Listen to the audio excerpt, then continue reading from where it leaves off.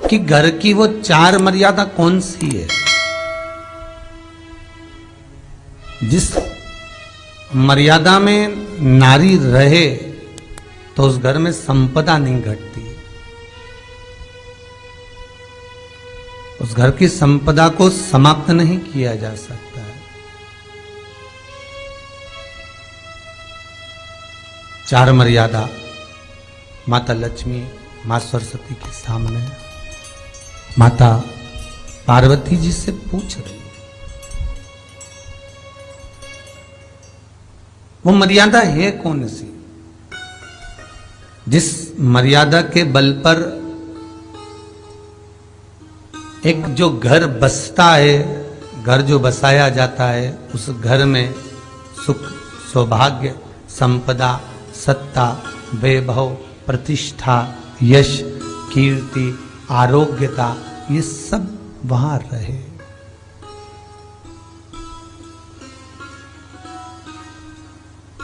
पहला, मां पार्वती ने माता लक्ष्मी को कहा, अतिथि देवो भव।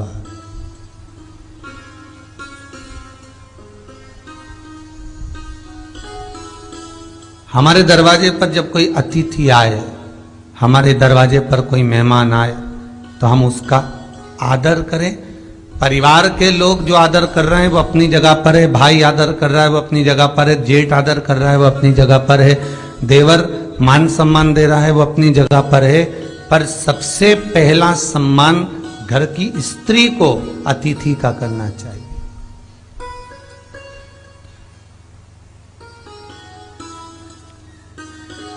सास के मेहमान आ गए, पहचान वाले, बहुवन मालूम पड़े अपने कमरे में बैठी हुई है।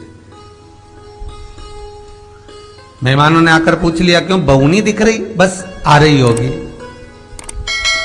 सास गई, रसोई घर में से पानी लाकर पिला दिया। फिर मेहमानों ने पूछा, बहू नहीं दिख रही? बस आती होगी। 2 बार सास ने गिलास भी गिरा दिया कि एक आध तो आ जाओ रही ऊपर से, पर नहीं आई। जब सास ने चाय रख दी और चाय रखकर सास फिर लेकर आई, तो बहुओं के मन में आया, चलो सास ने चाय बना दी है, खुशबू ऊपर आ गई है, अब चलते हैं। और बहू फिर नीचे आई, जो मौसी आई थी, काकी आई थी, बुआ आई थी, चाची आई थी, उनको प्रणाम करा और अंदर जाकर चाय जो बनी थी उसको पिया।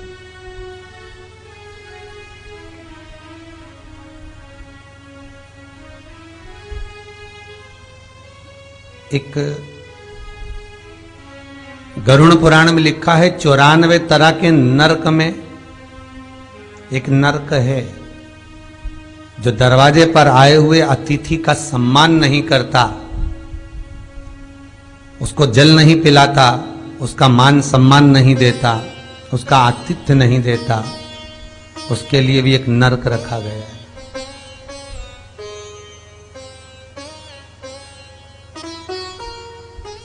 हजारों नरकों में एक नरक वो भी है जिसका हमने आतिथ्य ना करा हो। मेरा बहुओं से निवेदन है, सास के रिश्तेदार आए तो आप उनका भी आदर करिए, और आपके रिश्तेदार आए तो आप उनका भी आदर करिए। जेठानी के रिश्तेदार आए तो आप उनका भी आदर करिए, और देवरानी के रिश्तेदार आए तो आप उनका भी आदर करिए। आप किसी न किसी रूप में जो अतिथि आया है वो न जेठ का है, न देवर का है, न वो सास का है, अतिथि घर का है, किसी एक व्यक्ति का अतिथि नहीं है।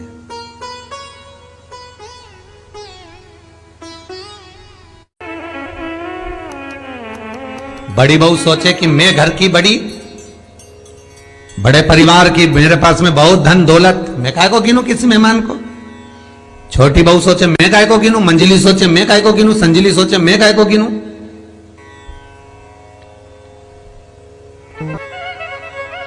तुम्हारे माँ बाप आए, सास अगर तुम्हारे पिता से, तुम्हारी माता से बात ना करे, देवरानी बात ना करे, जेठानी बात ना करे, तो तुम्हें कैसा लगेगा कि तुम्हारे माँ बाप आए और किसी ने सम्मान नहीं करा। उसी तरह सास के रिश्तेदार आए, तुम सम्मान नहीं करोगी तो उसको कैसा लगेगा? फिर तुम्हारे घर के आए, वो सम्मान ना करे तो तुम्हें कैसा लगेगा? आतिथ्य घर में कोई भी आए वो सबके लिए। दूसरा क्रम बताया, घर के दरवाजे पर जो तुलसी का पौधा होता है, जीवन में सबसे पहले अगर दुख आता है, तकलीफ आती है, कष्ट आता है, बीमारी आती है, रोग आता है, कोई बड़ा घटना घटने वाली होती है, कोई बड़ा कष्ट आने वाला होता है, तो लक्ष्मी जी से माता पार्वती कह रही है, घर में जो तुलसी का पौधा होता है सबसे पहले घात उसी पर होती है। तुलसी का पौधा सूख जाता है, समाप्त हो जाता है, उसके डालियां मुरझा जाती हैं, नीचे लटक जाती है, मंजरी झुक जाती है, या तुलसी के कुंडे में जो मिट्टी है उसमें फफूंद पड़ जाती है।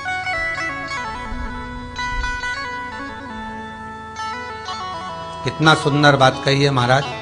तुलसी के क्यारे में, पद्म पुराण, तुलसी के क्यारे में जो हम जल डालते हैं, वो जल हमने जब डाला और वो जल अगर नीचे गिर रहा है, उसका भी दोष वर्णन है महाराज, उसका भी दोष हमारे शास्त्रों में वर्णित किया गया। तुलसी के क्यारे में अगर जल डाल रहे हैं और वो जल जमीन पर बह रहा है, गिर रहा है, उसका भी दोष है।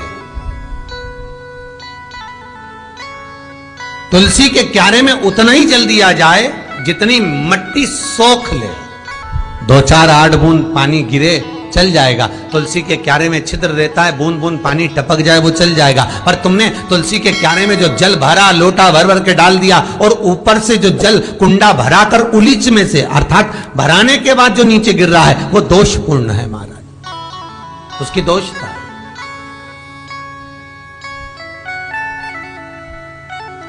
वो दोष देने वाला।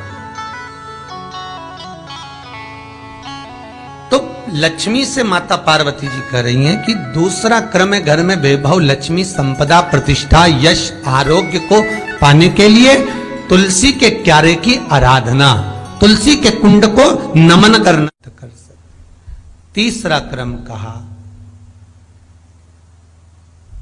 घर में चाहे नल लगा हो, चाहे आरओ का प्लांट लगाओ, पानी का घर में छोटा छोटा आरओ प्लांट लगा रहता है,